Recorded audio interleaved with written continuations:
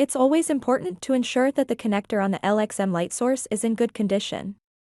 To inspect it, you can use EXFO's FI-Peak 500, equipped with an MPO APC tip.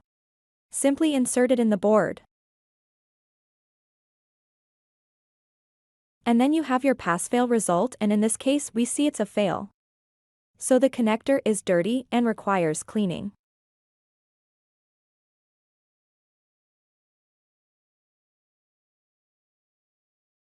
In this situation you can use a one-click pen to clean the connector to make sure that there's no dust and there's no particle in it. So we simply open the door, insert the one-click pen, give it 2 clicks, and after that it's always important to re-inspect it to ensure that it's in good condition after the cleaning. So you would put it back in and start the inspection, and as you can see, the port is now clean, so the unit is ready to perform tests.